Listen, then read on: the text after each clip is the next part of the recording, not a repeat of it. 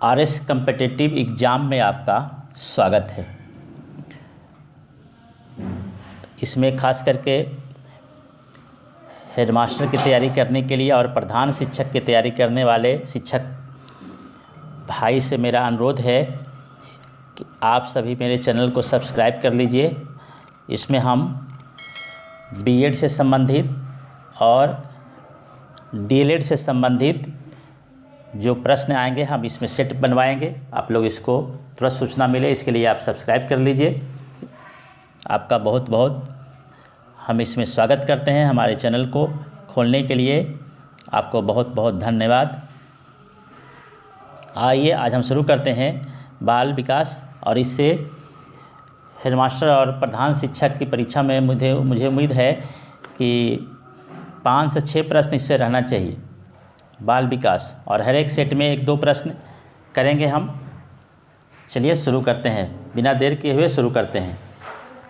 आज हमारा है पहला सवाल, कहता है कि सृजनात्मकता को किसकी अवधारणा से संबंधित माना जाता है। सृजनात्मकता का मतलब ही होता है कि नए विचारों का समावेशन होना, नए विचार का उद्भव होना, नया विचार आना, यानी कि ये हो जाएगा हमारा पहला का विविध सोच। विविध सोच सृजनात्मकता याद रखेंगे बिल्कुल। एकदम हम लोग धीरे धीरे चलेंगे और एक एक प्रश्न को बढ़िया से समझते हुए करेंगे। सृजनात्मकता का मतलब ही होता है नए विचारों का समावेशन, नया विचार आना, सृजनात्मकता। चलिए 2 नंबर करते हैं। किसी भाषा के स्वीकृत ध्वनि संयोजनों को इनके नियमों के अंतर्गत बताया जाता है। ये हो जाएगा, कहता है किसी भाषा के ध्वनि स्वीकृत ध्वनि, तो ध्वनि संबंधी ही हो जाएगा, यानी कि इसका आंसर हो जाएगा 4। तीसरा कहता है जब सोचने की प्रक्रिया किसी भाषा द्वारा प्रभावित होती है, सोचने की प्रक्रिया किसी भाषा द्वारा प्रभावित होगी तो ऐसी स्थिति को हम लोग भाषा निर्धारित कहते हैं। ऐसे स्थिति को हम भाषा निर्धारित कहेंगे। संज्ञानात्मक पक्ष नहीं होगा, सामाजिक भाषा उद्भव नहीं होगा, संस्कृति प्रभावित नहीं होगा। हम लोग प्रश्न को 2 तरह से बनाएंगे, या तो हमको डायरेक्ट आता है तो डायरेक्ट उसको करेंगे, नहीं आता है तो उसको हम छाट के भी कर सकते हैं। यहाँ हम देखते हैं कि संस्कृति प्रभावित नहीं होगा, सामाजिक नहीं होगा, संज्ञानात्मक भी नहीं होगा, तो यानी कि भाषा निर्धारित हो जाएगा। चलिए उसके बाद करते हैं 4 नंबर। 4 नंबर कहता है, 4 नंबर कहता है अपने अनुभवों और सुझावों के आधार पर उपकरणों में खराबी के कारण की परिकल्पना का परीक्षण कर रवि उपकरण की मरम्मत करता है। वह उपयोग करता है, क्या चीज़ का उपयोग करेगा? मानसिक दृढ़ता का, कलन विधि का, अनुमानी विधि का, अंतर्दृष्टि का। ये हो जाएगा हमारा कलन विधि का। कलन विधि का प्रयोग करके उपकरण को सुधारा जाता है या मरम्मत किया जाता है। 5 कहता है दिव्या अक्सर निर्देशित कार्यों को छोटे छोटे हिस्सों में विभाजित कर आसान बना देती है। दिव्या एक लड़की है जो क्या करती है कि अपना जो उसको काम मिला उसको छोटे छोटे भाग में बांट देती है।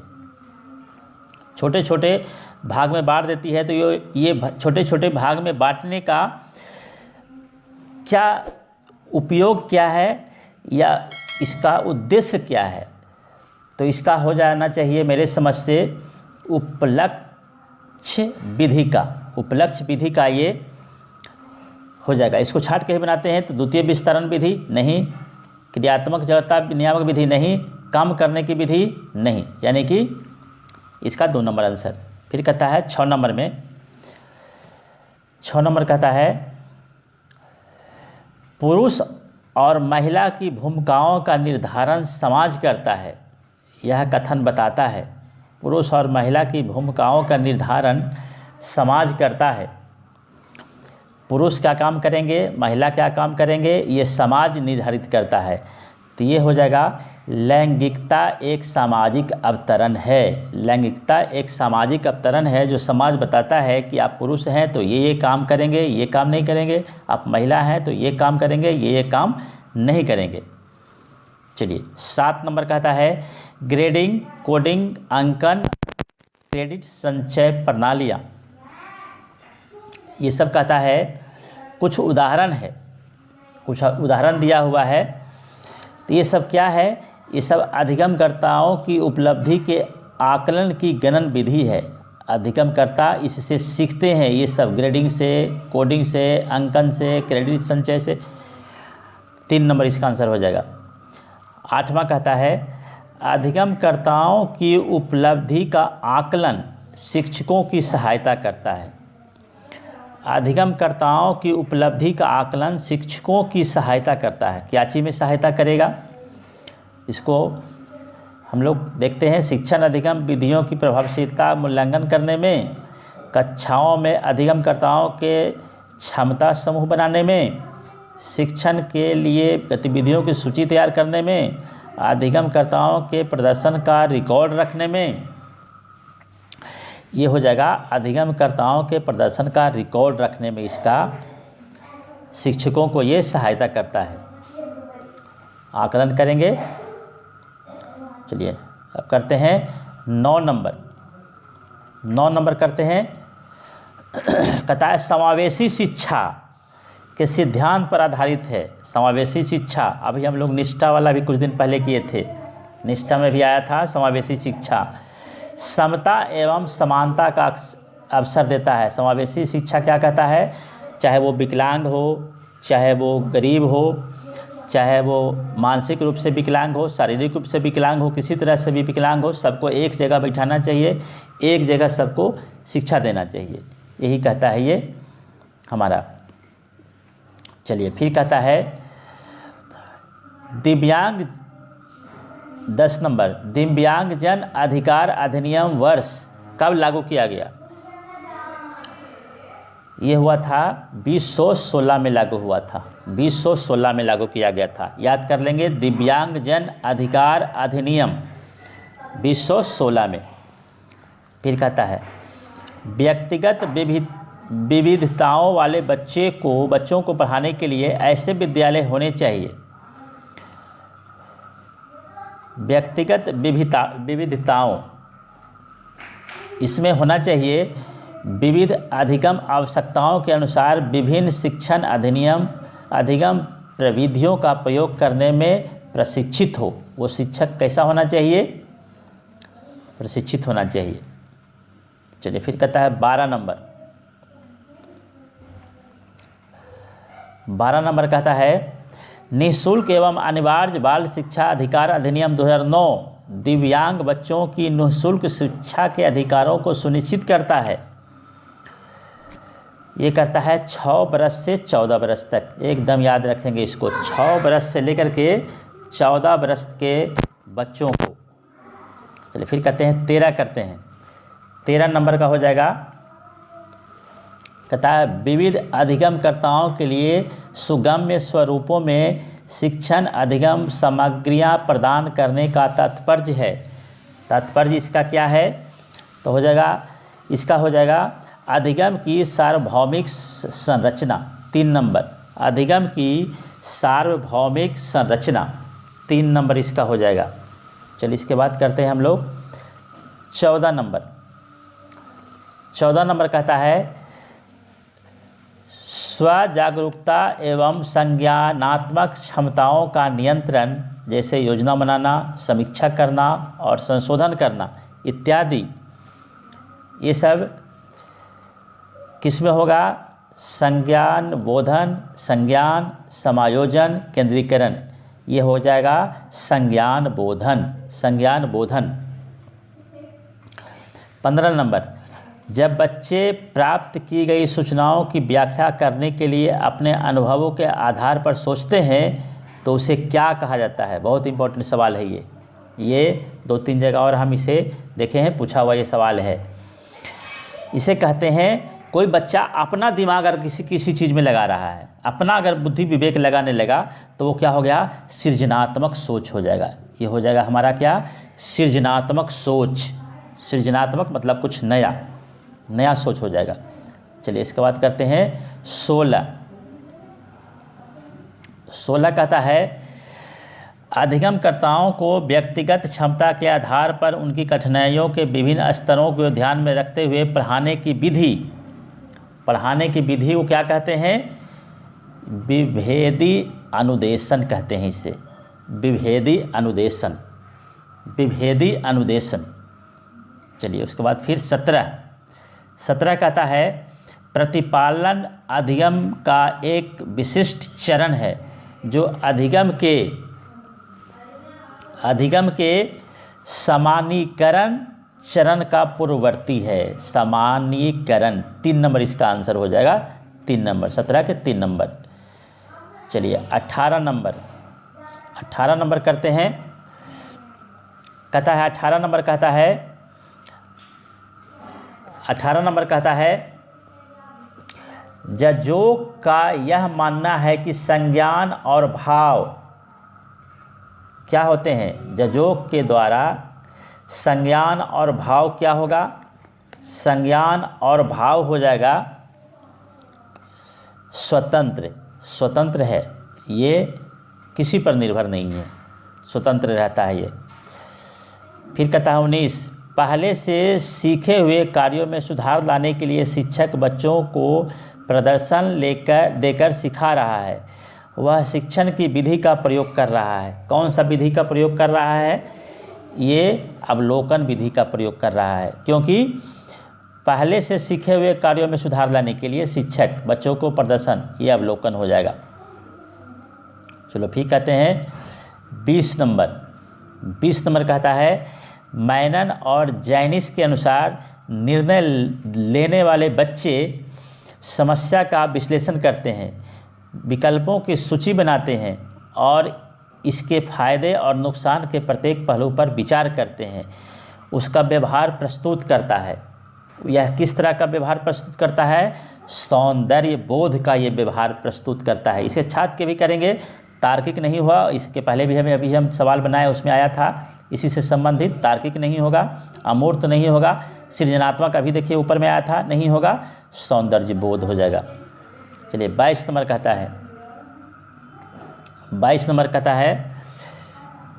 कहता है जिस दिए गए कार्य को करते समय बच्चे स्वयं आनंद लेते हुए अनुभव प्राप्त करते हों। कहता है कोई कार्य कर रहा है तो बच्चा उसमें आनंद लेता है और अनुभव प्राप्त करता है, तो इससे क्या हो जाएगा, उसे कहते हैं ड्रिल और अभ्यास कार्य। ड्रिल और अभ्यास कार्य। चलिए उसके बाद कहते हैं 23 नंबर करता है एक बहुसंवेदी शिक्षण अधिगम की प्रविधि में अधिगम संवर्धन हेतु दृश्य मतलब देखना, श्रव्य मतलब सुनना, स्पर्श मतलब टच करना और संवेदनाओं का एक साथ प्रयोग किया जाता है। संवेदनाओं का एक साथ प्रयोग किया जाएगा। इसमें किसमें, गति बोधक में इसका प्रयोग किया जाता है। बहुसंवेदी शिक्षण अधिगम की प्रविधि में संवर्धन हेतु श्रव्य ये सब प्रयोग करते हैं। गतिबोधक संवेदना ये संचालन अधिगम में विशेष रूप से भूमिका निभाते हैं। चलिए अब करते हैं 25 नंबर, इसका हो जाएगा गतिबोधक। 25 नंबर कहता है 25 नंबर है शरीर के केंद्रीय भाग से परिधियों या आग्रामों की ओर विकास दर्शाता है। ये हो जाएगा विकेंद्रीकृत विकास के सिद्धांतों को, मध्य बाह्य विकास के सिद्धांतों को, सोपानीय विकास के सिद्धांतों को, ये हो जाएगा विकेंद्रीकृत विकास के सिद्धांतों को। विकेंद्रीकृत विकास के सिद्धांतों को यह दर्शाता है। अभी तक आप मेरे चैनल को सब्सक्राइब नहीं किए हैं तो मेरे चैनल को सब्सक्राइब कर दीजिए, जिससे कि आपको हमारा आने वाले वीडियो की सूचना तुरंत मिल सके। चलिए करते हैं 25 नंबर। कहता है स्कूल बच्चों के समाजीकरण की एक ऐसी संस्था है जहां स्कूल में समाजीकरण होता है बच्चों का, तो वहाँ क्या हो जाएगा, वहाँ हो जाएगा प्रमुख स्थान स्कूली बच्चों का होता है। जब बच्चा स्कूल में नहीं होगा तो फिर स्कूल का कोई महत्व ही नहीं रह जाएगा। इसलिए स्कूल बच्चों के समाजीकरण की एक ऐसी संस्था है जहां प्रमुख स्थान स्कूली बच्चों का होता है। 4 नंबर इसका आंसर हो जाएगा। चलिए 26 नंबर करते हैं। जब आप एक शिक्षक समूह से जुड़ जाते हैं और अपने समूह के अन्य लोगों की ही तरह पोशाक धारण करने लगते हैं तो आप प्रदर्शन कर रहे होते हैं। इसमें हो जाएगा समूह की पहचान की, समूह की पहचान की। 4 नंबर इसका आंसर हो जाएगा। उसके बाद 27 नंबर देखते हैं। 27 नंबर कहता है किसी वस्तु के अस्थायित्व की अवधारणा पियाजे के विकास के किस चरण में प्राप्त होती है? खाली स्थान किस चरण में प्राप्त होती है? तो इसका हो जाएगा संवेदी गामक चरण में प्राप्त होती है। संवेदी गामक चरण 27 के 4 नंबर। चलिए इसके बाद करेंगे हम लोग 28 नंबर। 28 नंबर करेंगे। 28 नंबर कहता है व्यक्तिगत शिक्षा कार्यक्रम की योजना, व्यक्तिगत शिक्षा कार्यक्रम की योजना, ये हो जाएगा आंसर इसका हो जाएगा 1 नंबर बाल केंद्रित शिक्षा कार्यक्रम। एकदम याद रख लेंगे इसको, ये हम 2-3 बार इसको रिपीट कर चुका है ये सवाल। व्यक्तिगत शिक्षा कार्यक्रम की योजना बाल केंद्रित शिक्षा कार्यक्रम है। चलिए फिर कहता है 29 नंबर महीने की आयु के बीच अधिकांश बच्चे शब्दों को मिलाकर छोटे छोटे वाक्यों में बोलना शुरू कर देते हैं। इसमें 18 से 24 महीने की आयु के बच्चे छोटा छोटा बात बोलना शुरू कर देता है। 18 से 24 महीना की आयु के बच्चे छोटा छोटा शब्दों को पा इस तरह से करके बोलना शुरू कर देता है। याद रखेंगे इसको। चलिए इसके बाद 30 नंबर आईक्यू से हमेशा प्रश्न पूछता है, बुद्धि लब्धि से हमेशा प्रश्न पूछता है। कहता है बुद्धि लब्धि या आईक्यू की अवधारणा दी गई है। इंटेलिजेंट क्वेश्चन इसे कहते हैं। इसे हम बुद्धि लब्धि मानसिक स्थिति को यह दर्शाता है। सामान्य बुद्धि मापने का यह विधि है। इसका बुद्धि लब्धि या आईक्यू की अवधारणा दी गई थी बीने के द्वारा ये दिया गया है। 30 प्रश्न हम लोग हल कर लिए। इसको आप लोग बार बार सुनिए जिससे कि आपको ये सब प्रश्न याद हो जाए। हमारा RS कॉम्पिटिटिव एग्ज़ाम में अभी तक आप लोग सब्सक्राइब नहीं किए हैं तो सब्सक्राइब कर दीजिएगा। Thank you.